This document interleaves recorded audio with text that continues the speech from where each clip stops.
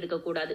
ஏன் என்றால் பழத்தில் உள்ள விதைகளும் தோள்களும் சேர்ந்து அரைந்து அதனுடைய உண்மையான ருசி கெட்டு ஒருவித துவர்ப்புத்தன்மை கொடுத்துவிடும். ஆதலால் முதலில் கைகளை சுத்தமாக கழுவிய பிறகு கைகளால் திராட்சையினை பிழிந்து சாறு எடுப்பதே சரியான முறை.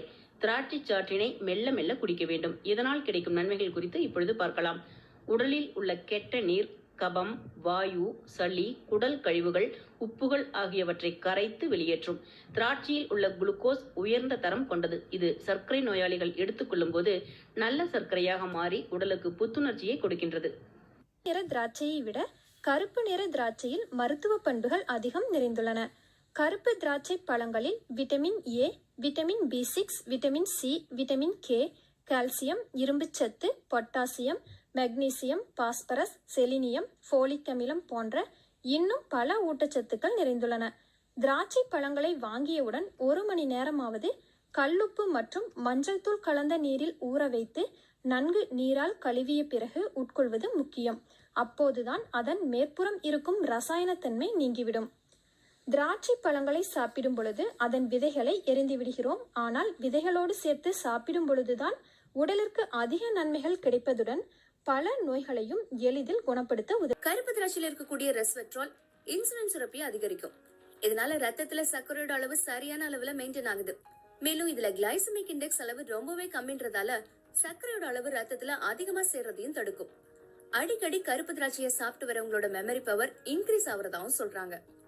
பிளாக் கிரேப்ஸ்ல இருக்கக்கூடிய பாலிபெனால் பிரெயின் ஃபங்க்ஷனை சீராக்கி ஞாபகம் சாப்பிட்றதுனால என்னென்ன பயன்கள் அப்படிங்கறத தான் இப்ப நம்ம பார்க்க போறோம். ஆல்ரெடி இந்த கிரேப்ஸ்ல ஃபுல்லா ஆன்டி ஆக்சிடென்ட்ஸ் லோட் ஆயிருக்கு அப்படிங்கிறது நம்ம எல்லாருக்குமே தெரிஞ்ச ஒரு விஷயம். கேன்சர் மாதிரியான மனிதர்களை அச்சுறுத்துற வியாதிகள்ல இருந்து பாதுகாக்கிறதும் இந்த கிரேப்ஸ் தான்.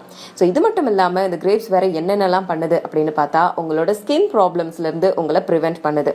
இதுல அதிக அளவு பொட்டாசியம் இருக்கிறதுனால உங்களுக்கு எனர்ஜியை இன்ஸ்டன்ட்டாக கொடுக்குது. அதே மாதிரியே உங்களோட கண்களுக்கு கிரேப்ஸ் ரொம்பவே நல்லது.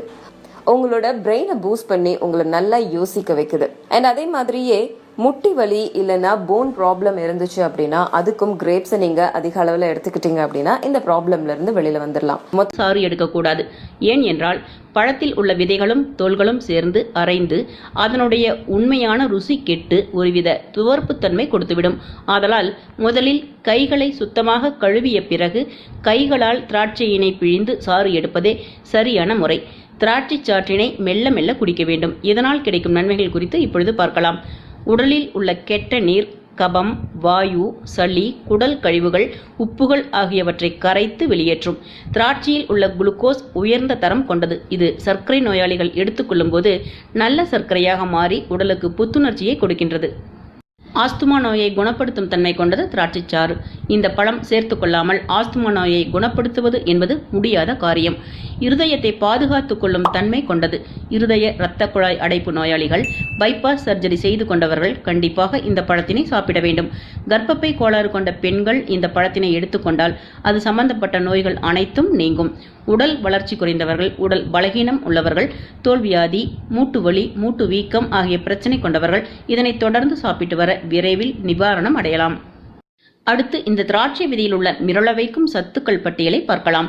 திராட்சை விதையில் உள்ள உட்கூறு ஒன்று புற்றுநோய் செல்களை அழிக்கும் தன்மை உடையது என்பதுடன் அந்த உட்கூறு நல்ல ஆரோக்கியமான செல்களுக்கு தீங்கு விளைவிப்பதில்லை என்றும் கண்டுபிடித்துள்ளனர். உடலில் உள்ள வைட்டமின் சி, வைட்டமின் இ பாதுகாப்பில்